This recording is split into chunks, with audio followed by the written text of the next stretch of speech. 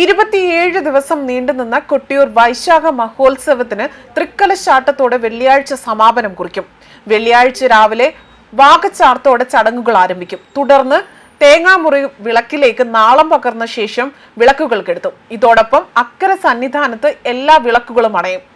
നമ്പീശൻ, വാര്യർ എന്നിവരുടെ നേതൃത്വത്തിൽ ശ്രീകോവിലിന്റെ 4 തൂണുകൾ കടപുഴക്കിയെടുത്ത് തിരുവാഞ്ചിറയിൽ നിക്ഷേപിക്കും.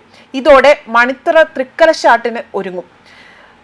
കലശമണ്ഡപത്തിൽ പൂജിച്ചു വെച്ച കളഭകുംഭങ്ങൾ വാദ്യാഘോഷങ്ങളുടെ മുഖ മണ്ഡപത്തിലേക്ക് എഴുന്നള്ളിച്ച് പ്രധാന തന്ത്രിമാരുടെ കാർമ്മികത്വത്തിൽ സ്വയംഭൂവിലാടും. മുഴുവൻ ബ്രാഹ്മണന്മാരും ചേർന്ന് സമൂഹ പുഷ്പാഞ്ജലിയും പ്രധാന തന്ത്രിമാരുടെ പൂർണ്ണ പുഷ്പാഞ്ജലിയും നടക്കും. പുഷ്പാഞ്ജലി കഴിഞ്ഞാൽ തീർത്ഥവും പ്രസാദവും നൽകുന്നതിനോടൊപ്പം ആടിയ കളഭവും നൽകും. ഒരു ചെമ്പ് നിവേദ്യച്ചോറും കടും പായസവും തിടപ്പള്ളിയിലിരുന്ന് കുടിപതികൾ കഴിക്കും. മുളക്, ഉപ്പ് എന്നിവ മാത്രം ചേർത്ത് കഴിക്കുന്ന തണ്ടുമൽ ഊണ് എന്ന ചടങ്ങാണ് നടക്കുന്നത്. കൂത്തരങ്ങിൽ വെച്ച് ഭണ്ഡാരം തിരിച്ചെഴുന്നള്ളത്തിനുള്ള ഏറ്റുവാങ്ങൽ നടത്തും. തുടർന്ന് അമ്മാറയ്ക്കൽ തറയിൽ തൃച്ചന്ദനപ്പൊടി അഭിഷേകം നടത്തും. അതിനുശേഷം ആചാര്യന്മാരിൽ ഒരാൾ യാത്രാബലി നടത്തും. യാത്രാബലിക്ക് മുൻപ് തന്ത്രിമാരും പരികർമ്മിയും ഓച്ചാറും പന്തക്കിടാങ്ങളും അല്ലാതെ ബാക്കി എല്ലാവരും തന്നെ അക്കര സന്നിധാനത്തിൽ നിന്നും പുറത്തു കടക്കും. ഭണ്ഡാരങ്ങളും വാളുകളും ആദ്യം ഇക്കരയ്ക്ക് കടക്കും. തുടർന്ന് മണത്തറ കരിമ്പന ഗോപുരത്തിലേക്ക് എഴുന്നള്ളിക്കും. അത്തം നാളിൽ വാളാട്ടം, കുടിപതികളുടെ തേങ്ങായേറ്, പായസ നിവേദ്യം, കൂത്ത് സമർപ്പണം എന്നിവ നടന്നു. അത്തം നാളിൽ പന്തീരടിക്ക് അവസാനത്തെ ശീവേലിയും നടന്നു.